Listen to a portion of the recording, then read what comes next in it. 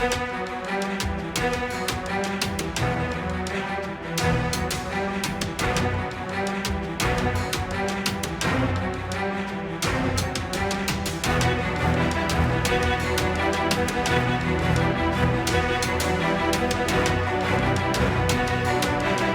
बीड जिल्ह्यामध्ये अंबाजोगाई येथील सनगाव या गावामध्ये वकीलताईवर जी घटना घडली, अगदी बेदम मारहाण केलं, शरीर त्यांचं. मी स्वतः इथं आदरणीय नीलमताई यांनी मला स्वतः या ठिकाणी पाठवलं. पीडित महिलेची चौकशी करायला लावली आणि त्यांच्या कुटुंबाशी मला संवाद करायला सांगितला की तिथे काय नेमकं प्रकरण आहे, नेमकं काय घडलंय त्या ठिकाणी.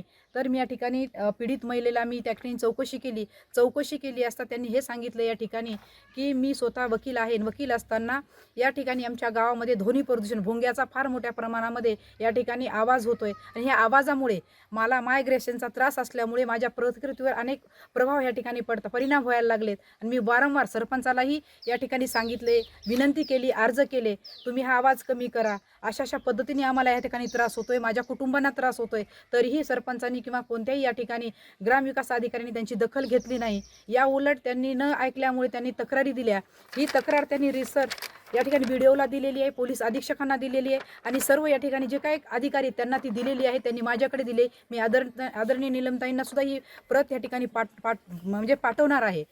हे तक्रारी दिल्याच्या नंतर 1 महिन्यामध्ये त्याचा राग धरून, म्हणजे तुम्ही आमच्या विरोधामध्ये तक्रारी का दिल्या, अशा पद्धतीचा त्यांच्यामध्ये तीव्र राग, प्रचंड राग त्यांच्या मनामध्ये होता. हा राग धरून त्यांनी त्यांच्या घरी जाऊन वडील गैरहजर असताना त्यांनी रिंगण करून अतिशय बेदम त्यांना मारहाण केलं. JCBच्या पाईपनी त्यांना मारहाण केलं, काट्यांनी मारहाण केलं आणि तुम्ही सगळ्यांनी हा व्हिडिओ पाहिला असेल. अगदी तिच्या शरीरावर काळं निळं, म्हणजे क्रूरतेचा एक कहर अशा पद्धतीने बीडमध्ये होतोय आणि महिलांच्या अनेक घटना या बीडमध्ये घडत आहेत. आणि या ठिकाणी ह्या घटना घडत असताना म्हणजे असं वाटतंय की कुठेतरी महिलांवर होणारा अत्याचार थांबणार आहे की नाही. परंतु आमच्या नेत्या आदरणीय उपसभापती आदरणीय नीलमताई गोरे वारंवार महिलाच्या पाठीशी उभा टाकतात. आजही त्यांनी मला या ठिकाणी पीडित महिलेच्या घरी पाठवलं आणि सगळी चौकशी केली. त्यासुद्धा त्यांनी दूरध्वनीवर संवाद साधलेला आहे आणि ताईंनी सांगितलेलं आहे, आदरणीय नीलमताईंनी सांगितलेलं आहे की मी स्वतः तुमच्या पाठीशी उभाच आहे. परंतु या महाराष्ट्र राज्याचे मुख्यमंत्री, उपमुख्यमंत्री आणि हे शासन तुमच्या कुटुंबाशी, या लाडक्या बहिणीच्या पाठीशी खंबीर उभा आहे,